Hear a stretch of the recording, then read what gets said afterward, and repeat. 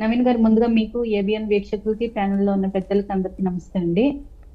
ఆ, గత 5 ఏళ్ల జగన్మోహన్ రెడ్డి గారి ప్రభుత్వం నుంచి అంటే అంతకు ముందు చంద్రబాబు నాయుడు గారికి పరిపాలనలో ఎంత అనుభవం ఉన్నా కూడా ప్రజల దగ్గర నుంచి ఎటువంటి తిరస్కరణ వస్తుంది? కేవలం పథకాలు ఇచ్చేసినంత మాత్రాన, పప్పు బెల్లాలు పంచినంత మాత్రాన ప్రజలు సంతోషించరు. ఎటువంటి పరిపాలన ప్రజలు కోరుకుంటారు? ఇంకొక విషయం మనం క్లియర్ గా అబ్జర్వ్ చేసింది గత ఎలక్షన్స్ లో, అహంకారాన్ని, పెత్తందారి ధోరణిని ప్రజలు ఏమాత్రం సహించరు. నేను డబ్బులు విసిరేస్తున్నా, మీకు పప్పు బెల్లాలు పనిచేస్తున్నానంటే ప్రజలు ఏమాత్రం దాన్ని హర్షించరు. వాళ్ళకి తగిన శాస్తి చెప్తారని గత ఎలక్షన్స్ చాలా క్లియర్ గా, అంత 164 మెంబర్స్ తోటి మ్యాండేట్ ఇచ్చారంటే కనుక అది అతి పెద్ద తీర్పు సార్. అది ఒక గుణపాఠం అనుకోవాలి, రాజకీయ నాయకులకి ఒక హెచ్చరిక అనుకోవాలి. ప్రజాస్వామ్యంలో ప్రజలు ఏ రకంగా వాళ్ళు ఆలోచిస్తారు అన్న దానికి ఒక పెద్ద ఉదాహరణ. కాబట్టి గతంలో జరిగిన దుర్మార్గ పరిపాలన కానీ, గతంలో జరిగిన ఆ ప్రభుత్వం చేసిన తప్పులు కానీ, దాని నుంచి ఇప్పుడు పరిపాలకులు జాగ్రత్తలు తీసుకుని ప్రజలకి అనుకూలంగా ప్రజా పరిపాలన చేస్తూ, నిన్న చూసాం మనం పెన్షన్ల రోజు చంద్రబాబు నాయుడు గారు వెళ్ళి మీరే నాకు హైకమాండ్, మీరే ప్రజలే నాకు అధిష్టానం అన్నారు. అంటే అక్కడ మనకి చాలా క్లియర్ గా ఆయన సూచన ఇవ్వడం జరిగింది సార్.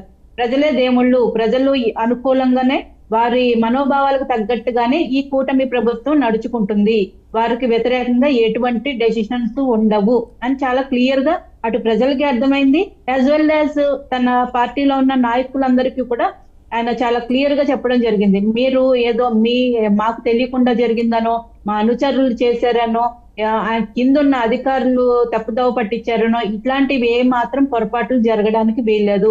ఖచ్చితంగా ప్రతి ఒక్కళ్ళు చాలా జాగ్రత్తగా పనిచేస్తూ ప్రతి విషయంలో కూడా, తన శాఖలో జరిగే ప్రతి విషయం కూడా కూలంకుషంగా తెలుసుకుని, తెలియకపోతే సీనియర్స్ ఉంటారు వాళ్ళ దగ్గర, అలాగే ప్రభుత్వ అధికారులు ఉంటారు వాళ్ళ దగ్గర తీసుకుని అన్ని విషయాలకి జవాబుదారీగా ఉండాలి. మీరు పొలిటికల్ అకౌంటబిలిటీ అన్నది గవర్నమెంట్ లో చూపించాలి. గత ప్రభుత్వంలో జరిగిన పొరపాట్లు అలాంటివి కంటిన్యూ అవ్వకూడదు. ప్రజలకు ఏ మాత్రం డౌట్ రాకూడదు. అంటే డౌట్ రాకూడదు అంటే వీళ్ళు సరిగా పరిపాలన చేయట్లేదనో, నిర్లక్ష్యం చేస్తున్నారనో, లేదంటే పెత్తందారీ వ్యవస్థను చూపిస్తున్నారనో, అటువంటిది ఎటువంటి అపోహలు కూడా కనీసం రాకూడదు. అంత క్లియర్ గా పరిపాలన సాగాలి. అప్పుడు మాత్రమే ప్రజలు హర్షిస్తారని. ఆ ఇబ్బందులు ఉన్నాయా? అక్కడక్కడ కొంతమంది ఎమ్మెల్యేల మీద ఏమన్నా ఆరోపణలు వస్తున్నాయా? స్థానికంగా ఇవి ఉన్నాయి కాబట్టి, ఆ రిపోర్ట్ ఉంది కాబట్టి అలా మాట్లాడారని అనుకోవచ్చా?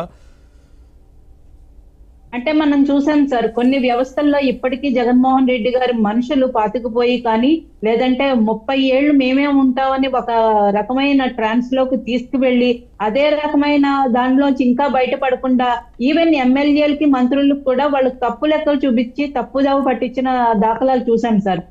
సాక్షాత్తు చంద్రబాబు నాయుడు గారికే ఆర్థికంగా రాష్ట్రం యొక్క బడ్జెట్ గురించి ఆయన శ్వేతపత్రం రిలీజ్ చేస్తున్నప్పుడు ఎంత ఇబ్బందులు పెట్టారో, ఎన్ని లక్షల కోట్ల అప్పు ఉన్నాయి అన్నది రోజుకొక లెక్క చెప్పి ఇబ్బందులు పెట్టిన పరిస్థితి. కాబట్టి ఇప్పుడు కొత్తగా వచ్చిన ఎమ్మెల్యేలు కూడా ఉన్నారు ఈ కూటమి ప్రభుత్వంలో. కొన్ని చోట్ల ఇబ్బందులు ఎదురవుతున్నాయి అధికారుల నుంచి. అవేమి పొరపాట్లు జరిగినాయి కానీ మీరు అధికారంలో ఉన్నా ఇంకా అధికారుల మీద వైసీపీ నేతలు దాడులు చేస్తున్నారు కదా సార్? అదే సార్, మేము ప్రభుత్వ అధికారులకి కూటమి ప్రభుత్వం అండగా ఉంటుందని చాలా క్లియర్ మెసేజ్ మన పవన్ కళ్యాణ్ గారు విజిట్ చేయడం ద్వారా, వాళ్ళకి భరోసా ఇవ్వడం ద్వారా, అక్కడ ఎవరైతే దాడులకు పాల్పడ్డారో వాళ్ళని పోలీసు వాళ్ళు చొక్కా పట్టుకుని లాక్కెళ్ళడం వల్ల ఒక క్లియర్ మెసేజ్ ప్రభుత్వ అధికారులకు అయితే వెళ్ళింది సార్. ఈ కూటమి ప్రభుత్వం మాకు అండగా ఉంటుంది. యాజ్ వెల్ యాజ్ అదే టైంలో ఎటువంటి పొరపాట్లు జరిగినా కూడా అధికారులను కూడా క్షమించరు, చర్యలు తీసుకుంటారు అని చెప్పి రెండు రకాలుగా ఇటు చంద్రబాబు నాయుడు గారు చెప్తున్నారు, అధికారుల్లో ఎటువంటి తప్పుదాలు జరిగినా మేము ఊరుకోమని. అలాగే అధికారుల మీద వైసీపీ నాయకులు దాడి చేస్తే కూడా మేము అండగా ఉంటామని చాలా క్లియర్ గా చెప్తున్నారు. ఓకే సుజాత గారు, అసలు వాస్తవ పరిస్థితులు నిజంగా స్థానికంగా ఎలా ఉన్నాయనేది ఒకసారి రాజేష్ గారితో మాట్లాడదాం. వారు కొంత క్లియర్ గా చెప్తారు. అంటే మీరు పార్టీ